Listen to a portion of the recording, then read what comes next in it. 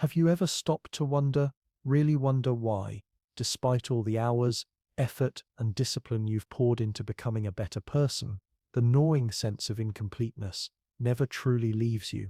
Why it lingers, like a shadow you can't shake, no matter how much light you let into your life. You've read the self-help books that promise transformation. You've devoured motivational videos that swore you'd never see life the same way again. You've tested every possible healing technique, meditation, therapy, productivity hacks, journaling affirmations, yet still, deep down, there's a faint but persistent whisper, something is wrong with me. And so you double down. Maybe you think you haven't meditated enough. Maybe you tell yourself you haven't gone deep enough in therapy. Maybe you believe you just haven't reached that elusive peak of discipline, mindfulness, or productivity that all the truly evolved people seem to inhabit. You chase it like a mirage, convinced that one more breakthrough, one more practice, one more system will finally fix you. But what if, just what if, that very belief is the true source of your suffering? What if the chase itself is the trap? It's a hard truth to swallow. We've been conditioned by culture, by media, by well-meaning teachers, and even by our own inner voice, to believe there is a perfected version of ourselves waiting somewhere in the distance. A self without trauma, without self-doubt, without shame or confusion, and every discomfort, every pang of dissatisfaction is interpreted as proof that you're still far from that perfect self. Yet Alan Watts, one of the great iconoclasts of the 20th century, would look you in the eye and tell you something utterly radical. Stop trying to fix yourself. Not because your life is without pain or disorder, but because the idea that you are broken is itself an illusion, a cultural invention, a misunderstanding of the very nature of being human. You were not born believing you were defective. That came later, learned over years of comparison, judgment, and subtle shaming from a world obsessed with ideals. And once you accepted that belief, you began working tirelessly to erase parts of yourself, to remake who you are, to sculpt a better version, in the hope that the ache inside would finally disappear. But here's the truth: few dare to admit this ideal self does not exist. It never has. And the more you chase it, the further you drift from yourself. Watts saw something most therapists, coaches, and even spiritual leaders overlook: the obsession with self-improvement is often just self-rejection in disguise. It is the endless attempt to escape your own reflection. It's the futile dream of controlling life, of keeping it tidy, predictable, safe from chaos, imperfection, and the messiness of the human condition. But life cannot be domesticated. It isn't a machine with interchangeable parts you can replace until it runs perfectly. Life is movement, flux, an unending process, and you are not an outsider to that process. You are the process. You are not an error in the system. You are the system, manifesting in this exact moment, exactly as you are. And so the desperate quest to become calmer, holier, more disciplined, more productive, more healed, becomes the very thing that robs you of peace. Because the one thing you truly need is not another strategy to improve yourself. It's the courage to meet yourself as you are. No spiritual makeup, no motivational narrative, no pretending that you've conquered every wound. If you're exhausted from living in this endless race against yourself, if you've reached the point where, no matter how hard you run, the finish line always moves further away, then maybe this is where your real journey begins. This is not a promise of a quick fix. This is an invitation to dismantle the illusion that there is something fundamentally wrong with you, because maybe, just maybe, you have never been broken, and maybe all you've ever needed was to stop trying to fix yourself. So pause for a moment. Ask yourself, who is this you that believes you are broken, and who is this other you that is so desperate to fix you? Have you noticed the civil war inside your own mind? One part of you endlessly judging, criticizing, demanding, while another part is simply trying to breathe, to survive, to feel safe, to rest for even a moment. Watts would tell you that what you are witnessing is an illusion, a false split. On one side, the stern and self-righteous judge, wearing the mask of the rational, disciplined, spiritual adult, On the other, the so-called imperfect self, wild, chaotic, instinctive, forever cast as the child who must be reined in, corrected, reshaped. But this split is a trick of thought. You have always been both, and you have always been whole. This split is a deeply rooted cultural construct in the Western mindset. From a young age, we are taught that our raw, spontaneous, and emotional nature is a problem to be solved. The body needs to be tamed. The mind needs to be disciplined. Desires need to be overcome. In other words, the human being needs to be fixed. But here is the central point of Watts's critique. This division is a lie. There is no isolated higher self capable of manipulating and correcting another lower self. This structure is a fiction created by language, religious morality, and institutionalized psychology. A fiction that fragments us, that tears us away from the direct experience of life, and places us in a position of eternal conflict. You are not two entities in dispute. You are a whole, one consciousness trying to survive in a world that has taught you to hate yourself. Western culture has built this dualistic model, soul and body, reason and emotion, light and shadow, as if they were opposing forces waging an internal battle. But in Watts's view, influenced by Zen, Taoism, and Eastern philosophy, this is absurd. You cannot tear pieces of yourself away and expect to be at peace. You cannot win a war where the enemy is you. This constant attempt to tame your impulses, polish your emotions, control your thoughts and be better, is like trying to lift yourself by pulling your own hair. It is a logical illusion, a cycle that only persists because you believe you are two things at once, the problem and the solution, the sinner and the savior, the sick and the doctor. This division forces you to live in permanent judgment. Every thought is analyzed, every emotion is labeled, every behavior is compared to an unattainable ideal, and the more you try to obey this logic, the further you distance yourself from your own nature. The result? Chronic anxiety, feelings of inadequacy, silent guilt, the sense that no matter how hard you try, it is never enough. Watts invites us to break this cycle. From the moment you are born, a subtle, almost imperceptible process of psychological domestication begins. Society, like a well-oiled machine, has its own standards for how you should think, act, and even feel. If you stray from these standards, you are corrected. If you do not learn, you are punished. And if you continue to be misaligned, you are excluded. It is in this context that the idea is born that you are not enough as you are, and more than that, that there is an ideal you that must be achieved, no matter the cost. Alan Watts saw with brutal clarity how this logic extended into the realms of spirituality and modern psychology. He denounced a system that, under the guise of self-knowledge, merely reinforces social conditioning. The personal development industry, books, courses, coaches, gurus, thrives on selling the promise that there is something wrong with you that needs to be fixed, that your happiness lies in a future that has not yet arrived, that inner peace will come after you, conquer your flaws, your traumas, your sabotaging mind. But here is the paradox that Watts exposes.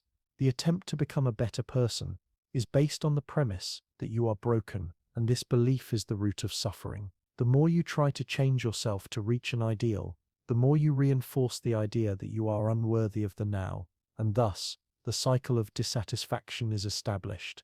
You seek a solution to a problem that only exists because it was invented by the very search. It is a sophisticated trap. The coach tells you that you need to be more disciplined. The psychologist shows you that your mind is full of limiting beliefs. The spiritual master tells you to silence your thoughts and vibrate higher.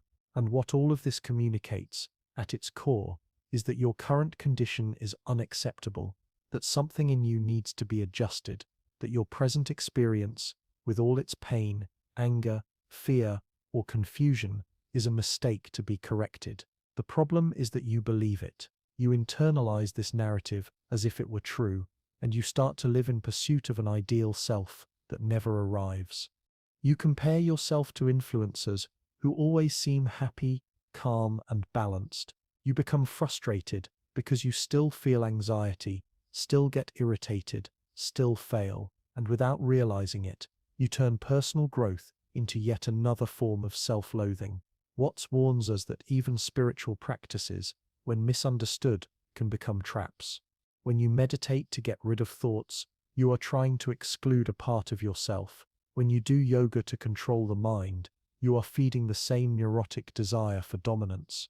Even silence can become another way of shouting, "I am not enough." Western culture has turned becoming into an obsession. We are always trying to become something more productive, happier, more enlightened.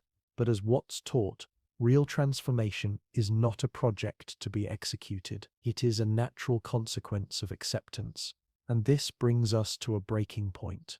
Perhaps your defects are not flaws. Perhaps they are not obstacles to your evolution. Perhaps they are the very expression of life flowing through you. And this is what we will unravel next. Prepare to face a truth that could turn everything upside down. Your problems may have never been problems at all. We have been conditioned to believe that there is something within us that needs to be eliminated, that our negative thoughts, chaotic emotions, and impulsive behaviors are deviations from the path, failures, cracks in the psychic structure. And so we live as if we are always trying to rid ourselves of parts of ourselves, as if there were a secret manual for how a functional human being should be. But Alan Watts invites us to question this narrative at its root.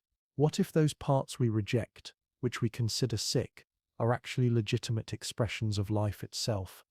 In Watts' view, deeply influenced by Zen, Taoist philosophy, and existential psychology, human nature is not a defective system waiting for correction. Human nature is life itself, contradictory, mutable, imperfect, and precisely for that reason, authentic. Just as waves are part of the ocean, your emotional fluctuations, your contradictory impulses, your behavioral failures are natural ripples of being.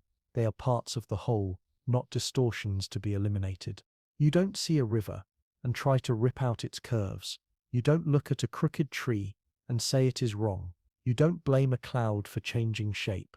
But when you look at yourself, you expect linearity, predictability, and permanent balance. Why? Because you were told that is how you should be. Because you were taught to live against your own nature.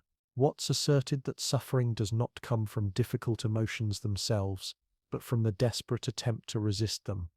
The problem is not feeling anger. The problem is thinking that feeling anger is unacceptable. It is not being afraid. It is judging fear as weakness. It is not being confused. It is hating yourself for being confused. Every time you reject a part of yourself, you distance yourself from the totality of who you are. And the more you try to polish yourself, the more you fragment, the more you disconnect. There is a crucial difference between suffering and pain. Pain is part of existence. Suffering arises from the resistance to pain. When you surrender to the flow of experience, no matter how uncomfortable it may be, it completes its cycle and passes. But when you fight against it, when you try to suppress, control, ignore, or transcend, it becomes chronic, it takes root, and it dominates. Watts saw this resistance as a reflection of the Western mind, which seeks to control everything it does not understand. But life, he said, is not a problem to be solved. It is a process to be experienced, and you are not an object to be fixed. You are an organism in constant motion, in constant expression. Your defects are often attempts by your being to adjust, to communicate, to survive in a world that rejects you. This perspective requires courage, because accepting your anger, your sadness, your indecision, your melancholy means making space for everything you have spent your life trying to avoid. It means stopping pretending that everything is fine. It means stopping hiding behind the mask of toxic positivity. But it is in this raw, vulnerable, real space that true transformation happens, not the transformation that comes from effort, but the one that comes from acceptance. And it is precisely there that the next step of our journey lies.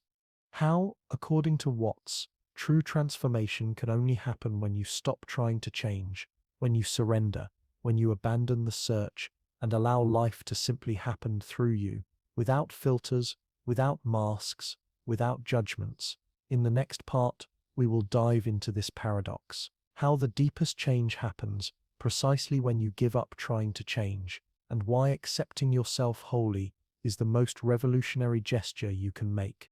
You have been educated to distrust yourself, to distrust your body, your instincts, your emotions, to believe that your rational mind is the only reliable authority to guide your life, and thus, the illusion of control was born. The idea that if you think enough, plan precisely, and monitor every aspect of your experience, you can finally live in peace. But the truth is brutal. The more you try to control life, the more anxious, frustrated, and disconnected you become. Alan Watts said that control is the great delusion of the modern mind. We try to control thought, emotions, behavior, the future, the past, others, everything, but we ignore the obvious. Life is not controllable. And more than that, you as a living phenomenon are already controlled by an intelligence much deeper than your conscious mind can comprehend. Your body breathes without you needing to command it. Your heart beats on its own. Your eyes adjust to light automatically. Your nervous system coordinates billions of impulses per second without any intervention on your part. You are a spontaneous manifestation of nature, a process, not a machine, and yet your mind insists on taking the wheel, as if it were the supreme commander of a ship that is already sailing perfectly. This arrogance of thought creates tension, guilt, and suffering, because the mind is limited. It operates in dualities, concepts, and judgments. It sees problems where there are none. It interprets natural waves of emotion as failures, and by trying to correct what is merely an expression of life, it generates conflict. Watts saw this clearly. The mind is a tool, not a master, and when the tool becomes the commander, you live in permanent exhaustion. The solution? Detach from obsessive mental effort and trust in the wisdom of the moment. Trust in the flow of life that pulses within you, even if your mind does not understand. This does not mean becoming an apathetic, passive, or alienated being. It means learning to act from presence, not compulsion. It means making peace with the now, with everything it brings: joy, pain, confusion, silence, chaos, beauty. When you surrender to the present moment, something changes. The need for control begins to crumble. You realize that you do not need to master the mind to live in peace. You need to stop fighting with it. You do not need to improve yourself to deserve love. You need to stop rejecting yourself. You begin to realize that the answers you have been seeking are in your own experience, here and now, beyond the reach of rational analysis. They are in the breath, in the body, in the space between thoughts, in the silence. This is the essence of what Watts called the wisdom of the body, trusting that just as the universe knows how to form a star, your organism knows how to live. You just need to get out of the way. You just need to stop resisting, to interrupt the natural flow by trying to correct nature. But the mind does not give up easily. Even when you start to understand all of this, it tries to turn this surrender into yet another project. Now, I will practice acceptance. I will strive not to strive. And so even surrender becomes another game of control. That is why in the next part, we will dive into this disconcerting paradox: how true transformation happens when you give up trying to change, how real change is born from the abandonment of the idea of transformation, and why only when you stop swimming against the flow do you finally begin to be carried by the current of life. Here is one of the most challenging and liberating ideas that Alan Watts offers us. True transformation does not happen through the effort to change, but precisely when you completely abandon the attempt to transform yourself. In other words, the deepest change occurs when you stop trying to change. This sounds absurd to Western logic, which has been shaped around goals, discipline, self-control, and meritocracy. But the truth is that on this path of obsession with fixing and perfecting, you are just spinning in circles within your own mental prison. Think about how many times you have tried to change a habit, an emotion, a thought pattern. How many promises have you made to yourself? How many this time for sure? And how many times did all of that crumble after a few days, weeks, or even hours? It's not because you are weak, undisciplined, or broken. It's because you are using the wrong tools to deal with something that is not a defect, but a natural process. Watts called this the law of reverse effort. The more you try to float, the more you sink. The more force you put into controlling, the more out of control you feel. This doesn't mean you should surrender to inertia or live carelessly. It means you need to change the starting point of your transformation. Stop starting from self-hatred, rejection, the attempt to fix, and begin from radical acceptance. Change not because you hate yourself, but because you love yourself enough not to continue harming yourself.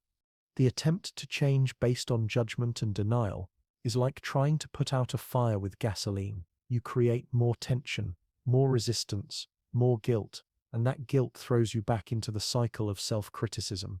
But when you let go, when you stop trying to be someone else, something opens up. Something new, alive, unexpected. You begin to realize that transformation is not something you do, but something that happens when you get out of the way. Watts reminds us that bamboo grows not because someone pulls it up, but because there is a natural impulse of life operating from within. You are that bamboo. You don't need more effort. You need space. Space for your nature to blossom without interference, without judgment, without fear. When you allow yourself to simply be, what needs to emerge emerges, what needs to die dies, without plans, without goals, without anxiety. And this surrender is not passivity. On the contrary, it is an act of extreme courage. It requires looking in the mirror and saying, I don't know who I am, and that's okay. It requires dropping the masks, abandoning the characters, dismantling the ready-made scripts. It means opening yourself to life in its rawest and also truest form. Control promises you security, but surrender gives you freedom. And here arises an inevitable question. If I am not this self-improver, this inner judge, this builder of idealized versions, then who am I really? If stopping trying to transform myself reveals my essence, what essence is that? What lies beyond conditioning, narratives, imposed identities? It is exactly this question that we will explore in the next and final part. The definitive deconstruction of the illusion that you are broken, the revelation that you already are, right now, complete, whole, and enough, and how accepting this can be the most revolutionary act of your existence. Everything you believe to be a flaw, a character defect, a dark part that needed to be overcome, may never have been a real problem. Perhaps it was just life trying to express itself through you in a way that the world was not ready to embrace. The disconcerting truth that Alan Watts compels us to face mercilessly, without flinching, is this: you are never broken. The cracks you feel in your soul are not evidence of some fundamental flaw, not proof that you failed at being human. So, the pain you carry is not a sign that something is irreparably wrong with you. It is, instead, a signal, a pulse, a call from within that says, you are still here, you are still alive. There are places inside you still yearning to be acknowledged, not repaired, not fixed, but heard. Your doubts, your sudden impulses, your restless anxiety, your awkward flaws, none of these strip you of your humanity. They are the fabric of it. They are proof that you are alive in a world that often tries to press you into something less than alive. What truly wounds you is not these states themselves. It is the belief that you are not allowed to feel them. It is the shame that settles in your chest when you are lost, the quiet terror that whispers you are not enough, the bone-deep exhaustion that comes from endlessly trying to fit yourself into an invisible mold you never agreed to in the first place. Society trains you to live under constant self-surveillance, as though you are always in debt to an ideal version of yourself. This you is polished, complete, untouchable, and yet it never materializes. It stays just out of reach, always promising fulfillment, but vanishing the moment you get close. It is a ghost, a mirage, and it will keep you chasing until your spirit is dry, unless you stop. Alan Watts does not tell us to smash this nightmare with violence. He urges us to wake from it with clarity. His voice cuts through the fog. You do not need to fix yourself. You need to allow yourself to exist fully, unapologetically, with all that you are. This is not resignation. It is not glorifying pain or rejecting growth.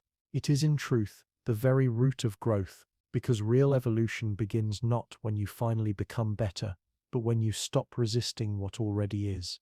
When you accept that there is no finish line, no place of permanent arrival, only movement, only now, the present moment, with its beauty and its mess, its noise and its silences, its chaos and its fleeting order, is the only reality you will ever touch. Everything else is an invention of the mind. You have been fighting yourself for years, maybe decades, without even noticing the energy it has cost you. Every self-criticism, every moment of measuring yourself against an illusion has been a kind of quiet war, but you have the power to end it. You have the choice to come home to yourself, to let your chest rise and fall without judgment, to feel without immediately reaching for correction, to simply be without demanding proof of your worth. This is not passivity. This is liberation. It is the moment you drop the heavy mask, silence the critic in your head, and see through its lies. The voice that insists you must be better, stronger, wiser, before you are worthy. It is lying. You are not broken. You never were. And life has never required you to be anything other than what you are right now. So, if this message struck something inside you, if it stirred discomfort or lit a spark of clarity, leave a mark in the comments. Write, "I was never broken." Let it be your declaration. Let me know you had the courage to stand before this truth without turning away. Share this with the one who cannot stop trying to fix themselves, who has forgotten the simple truth that they are already enough. And if you haven't yet joined this journey, now is the time, because this is not the end. This is only the beginning. The next video continues this conversation in a way you cannot afford to miss. Do not delay. Do not drift. Keep watching. I'll see you there.